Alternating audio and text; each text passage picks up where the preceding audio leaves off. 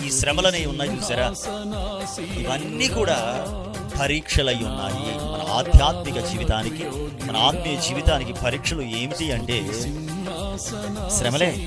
శ్రమల ద్వారా దేవుడు మనలను పరీక్షిస్తూ ఉంటాడు. మన భక్తి పరీక్షించబడుతూ ఉంటుంది.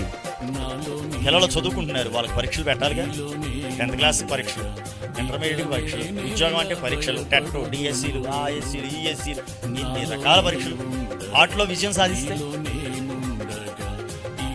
భవిష్యత్తు మహిమకరం కదా. పరీక్షలు ఎందుకోసం అంటే మనకు మన జీవితాన్ని ఉన్నత స్థితిలోనికి తీసుకువెళ్ళడానికి. చదువుల్లో ఉన్నత స్థితి, ఉన్నత స్థానం, ఉద్యోగంలో ఉన్నత స్థానం, ప్రమోషన్ కోసం కూడా డిపార్ట్మెంటల్ ఎగ్జామ్స్ జరుగుతూ ఉంటాయి. వాటిలో మంచి మార్కులు వస్తే డిపార్ట్మెంటల్గా వాళ్ళకి పై స్థాయి ఉద్యోగం. అలా అంచెలంచెలుగా ప్రమోషన్స్. దేనికోసం అంటే ప్రమోషన్స్ కోసమే. చదువులో ప్రమోషను, ఉద్యోగంలో ప్రమోషను. అలాగనే ఆధ్యాత్మిక జీవితంలో కూడా ఈ శ్రమలు మనకు దీవెనకరంగా మారతాయి. అర్థమైందా? ఉదాహరణకు యోబు శ్రమలు అనుభవించాడు. శ్రమలన్నీ ముగిసిన తర్వాత 2 ఆశీర్వాదం వచ్చిందిగా. యోబుని గురించి ఇందాక చూసాం. 2 ఆశీర్వాదం అని ఇప్పుడు చెప్తున్నా.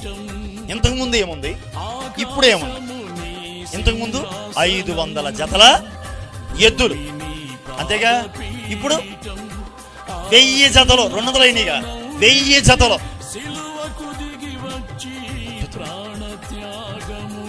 గొర్రెలన్నీ 7,000 అంతకుముందు. ఇప్పుడు శ్రమలన్నీ ముగిసిన తర్వాత 14,000.